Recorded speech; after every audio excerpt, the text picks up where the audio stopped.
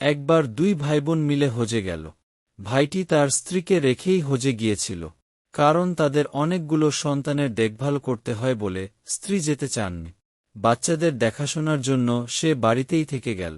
হজ্জের সময় সেই ভাইবোন কোথাও যাচ্ছিল। যেতে যেতে ভাই বোনকে বলল, তুমি আগাতে থাকো, আমি স্ত্রীর জন্য কিছু উপহার কিনে আসছি।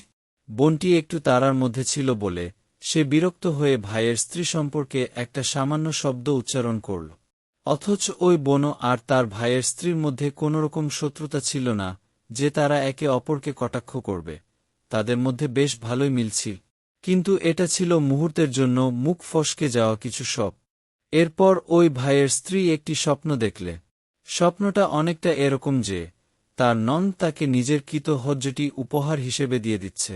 মহিলাটি এই স্বপ্ন দেখে তাজ্জব হয়ে গেল এবং একজন শাইখকে ফোন করে বলল, শাইখ, আমি একটা অদ্ভুত স্বপ্ন দেখেছি। আমার ননদ আমাকে তার হজ্জ দিয়ে দিচ্ছে। শাইখ বললেন, আপনার ননদ নিশ্চয়ই আপনার ব্যাপারে খারাপ কিছু বলেছে, গীবত করেছে, আর এই কারণে তার হজ্জ আপনি পেয়ে গেছে। যখন ভাইবোন হজ্জ করে ফেরত আসল, মহিলাটি তার ননদকে স্বপ্নের ব্যাপারে বলল। যেহেতু তাদের মধ্যে কোনো মনোমালিন্য ছিল না, বোনটি তার দোষ স্বীকার করল এবং অনুতপ্ত হয়ে মাফ চাইল। তাদের মধ্যে যথেষ্ট ভালো সম্পর্ক ছিল, তারপরও একটা মাত্র শব্দের কারণে তার সম্পূর্ণ হজ্জ হাতছাড়া হয়ে যাচ্ছিল। তাহলে চিন্তা করে দেখুন, যারা নিয়মিত মানুষের সমালোচনা করেই যাচ্ছে, এই ব্যাপারে প্রবন্ধ লিখছে, প্রতিনিয়ত অন্যের সম্মানে আঘাত করছে, তারা প্রতিনিয়ত কি পরিমাণ নেক আমল নিজেদের আমলনামা থেকে হারাচ্ছে। ওয়াল্লাহি, মুসলিমদের ব্যাপারে গীবত কোনো ফেলনা বিষয় নয়।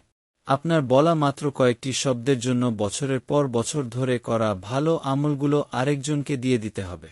মাত্র কয়েকটি শব্দ, আর সেটির ক্ষতিপূরণ সারা জীবনের সব নেকি। কি ভয়ঙ্কর ব্যাপার!